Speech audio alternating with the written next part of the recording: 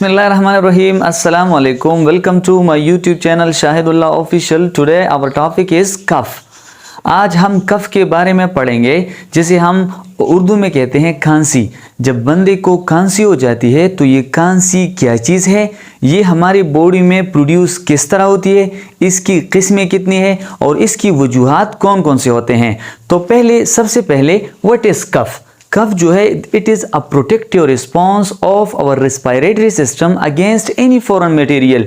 ये हमारे respiratory system का वो प्रोटेक्टिव रिस्पॉन्स है। जब कभी भी कोई फॉरेन मटेरियल हमारी रिस्पायरेटरी सिस्टम में एंट्री करता है तो उसकी एंट्री पर हमारा रिस्पायरेटरी सिस्टम एक जो दिफाई निज़ाम है वो एक्टिवेट हो जाता है और उस चीज़ के खिलाफ वो एक्ट जो करता है उसे हम कहते हैं कफ।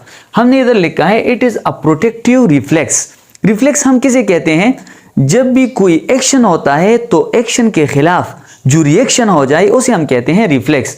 तो इसका मतलब ये है जब कभी भी हमारे रिस्पायरेटरी सिस्टम में कोई भी फॉरेन मटेरियल एंट्री करता है तो उसकी एंट्री की वजह से हमारा जो रिस्पायरेटरी सिस्टम है वो एक प्रोटेक्टिव रिस्पॉन्स शो करता है और वो प्रोटेक्टिव रिस्पॉन्स क्या होता है उसे हम कहते हैं कफ। और कफ के लिए जो रिफ्लेक्स होता है वो किस तरह होता है, वो जब कभी भी आप जिस हालत में होते हैं उसी हालत में आप कफ नहीं कर सकते। उसके लिए आप क्या कर देते हैं, आप जो है एयर को पहले इनहेल कर देते हैं। जब भी आप कफ करते हैं तो आप इस तरह करते हैं, इस तरह करते हैं। कभी भी जो है एयर को इनहेल करने से पहले आप जो है डायरेक्टली कफ नहीं कर सकते। और जब आप एयर को इनहेल करते हैं तो उस एयर को फिर आप प्रेशर से बाहर निकालते हैं, एक्सपेल करते हैं। किस लिए कि जो फॉरेन मटेरियल एंट्री कर चुका है ताकि वो इसको एक्सपेल आउट कर दे। तो हम क्या करते हैं, हम उसके लिए कफ करते हैं। और कफ करने के लिए हम पहले एयर को इनहेल करते हैं ताकि हम पावरफुल एयर को एक्सपेल करके जो फॉरेन मटेरियल हमारे रिस्पायरेटरी सिस्टम में आ चुका है ताकि हम उसे क्या करें, एक्सपेल आउट करें। फिर कफ जो है ये हमारी बॉडी में प्रोड्यूस किस तरह होता है। हमारी बॉडी में कफ जो प्रोड्यूस होता है हमारे रिस्पायरेटरी सिस्टम में, तो आप इस डायग्राम की तरफ देखिए, ये है हमारा रिस्पायरेटरी सिस्टम। हमारे रिस्पायरेटरी सिस्टम में कुछ रिसेप्टर्स मौजूद होते हैं जो ऑल थ्रू रिस्पायरेटरी सिस्टम वो मौजूद होते हैं। जो हमारे ब्रोंकाई में या हमारे थ्रोट में या हमारे रिस्पायरेटरी पाथ में जो रिसेप्टर्स होते हैं हम उसे कहते हैं मिकेनो और केमिकल रिसेप्टर्स। मिकेनो रिसेप्टर्स जी वो रिसेप्टर होते हैं जब कभी भी कोई माइक्रो ऑर्गेनिज्म, कोई ऑब्जेक्ट, कोई भी फॉरेन मटेरियल हमारे रिस्पायरेटरी सिस्टम में एंट्री करता है तो जो मिकेनो रिसेप्टर्स होते हैं वो इसको डिटेक्ट कर लेता है। और ये मैकेनो रिसेप्टर क्या कर देते हैं, ब्रेन को एक मैसेज भेजते हैं और फिर ब्रेन में जो कफ सेंटर है वो क्या कर देता है, वो हमारे रिस्पायरेटरी सिस्टम को फिर रिस्पॉन्स करते हैं कि आप क्या करें, कफ को प्रोड्यूस करें। तो जो मैकेनो रिसेप्टर हैं वो इस तरह काम करते हैं। और जो हमारे केमिकल रिसेप्टर है जो वो भी हमारे रिस्पायरेटरी सिस्टम में मौजूद होते हैं।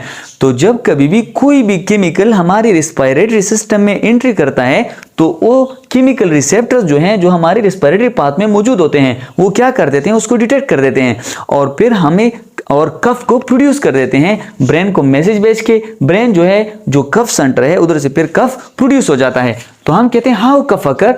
Cough occur due to the stimulation of receptors which is found in throat और respiratory pathway, जो हमारे थ्रोट में या हमारे रिस्पायरेटरी पाथवे में जो है वो पाए जाते हैं। वो कौन कौन से रिसेप्टर हैं, एक है हमारे मैकेनो रिसेप्टर, तो दूसरा है केमिकल रिसेप्टर, और एक और रिसेप्टर है जिसे हम कहते हैं स्ट्रेच रिसेप्टर्स, जो हमारे लंग्स में मौजूद होते हैं। आप अगर इसके नाम की तरफ देखें तो स्ट्रेच मीन ये हमारी लंग्स की जो कंट्रैक्शन है या रिलैक्सेशन है, उसकी जो स्ट्रेचिंग है उसको कंट्रोल करते हैं। तो ये भी हमारे लंग्स में मौजूद होते हैं और इसकी वजह से भी कफ प्रोड्यूस होता है। फिर जो कफ है वो हमारे साथ दो तरह का होता है, एक को हम बोलते हैं एक्यूट कफ, तो दूसरे को हम बोलते हैं क्रोनिक कफ। ये क्लासिफिकेशन जो है ये on the basis of duration of cough है। अगर कफ जो है वो 15 डेज से कम है तो उसे हम कहते हैं एक्यूट कफ। और अगर यही कफ मोर देन 3 वीक्स, ये हमारे जो 3 हफ्ते हैं, ये 3 हफ्तों से एक कफ ज्यादा हो जाए तो फिर हम उसे कहते हैं क्रोनिक कफ। फिर कफ के 2 किस्में होते हैं, एक को हम बोलते हैं बलगमी कांसी, तो दूसरी होती है खुश्क कांसी। खुश्क कांसी और दूसरी कहते हैं बलगमी कांसी। जो खुश्क कांसी है उसको हम बोलते हैं ड्राई कफ या useless cough. Dry cough are useless cough, और जो बलगमी खांसी होती है उसको हम बोलते हैं यूजफुल और प्रोडक्टिव कफ।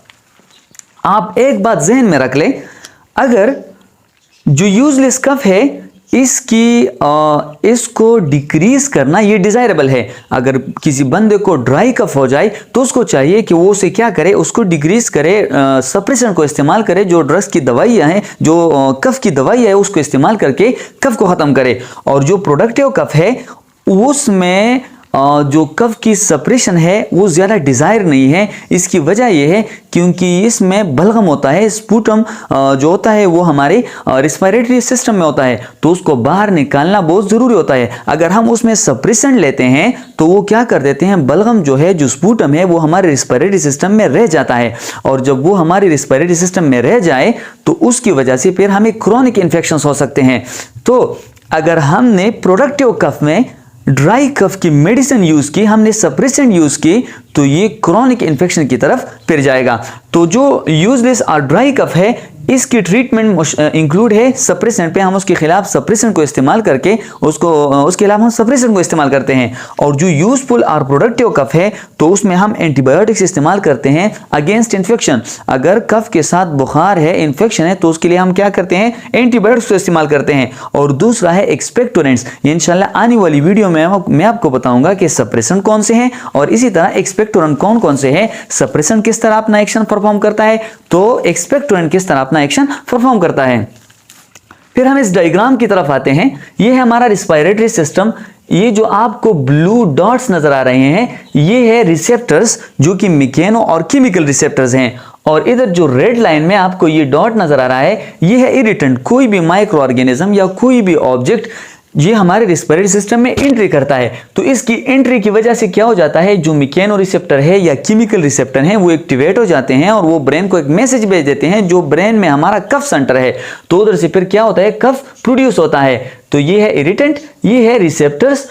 इरिटेंट की वजह से रिसेप्टर एक्टिवेट होके ये ब्रेन में जो कफ सेंटर है उधर मैसेज भेजते हैं, और इसी तरह हमारी बॉडी में कफ प्रोड्यूस हो जाता है। फिर कॉजेज ऑफ कफ, जो कफ है उसकी वजूहात कौन कौन से हैं, तो एक होता है एक्यूट कफ, तो एक होता है क्रॉनिक कफ। जो एक्यूट कफ है उसकी वजूहात infection of upper respiratory tract, जो हमारे अपर रिस्पायरेटरी ट्रैक है उसमें कोई इन्फेक्शन हो जाए, कोई भी माइक्रो ऑर्गेनिज्म या वायरस या बैक्टीरिया की वजह से उसमें इन्फेक्शन हो जाए। कोल्ड, साइनोसाइटिस, नमोनिया, वूफिंग कफ, ये जो है हमारे साथ इन्फेक्शियस डिजीज भी है।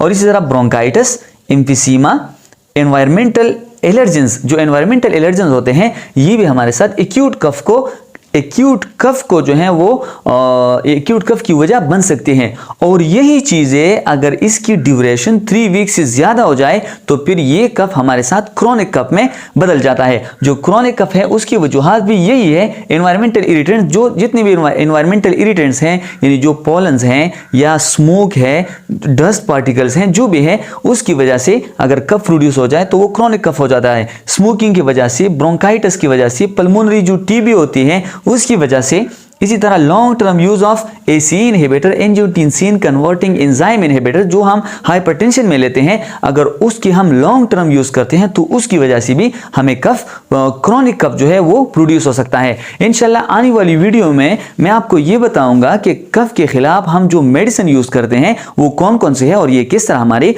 बॉडी में फिर एक्शन परफॉर्म करते हैं। अगर आपको ये वीडियो अच्छी लगी हो तो हमारे चैनल को लाइक एंड सब्सक्राइब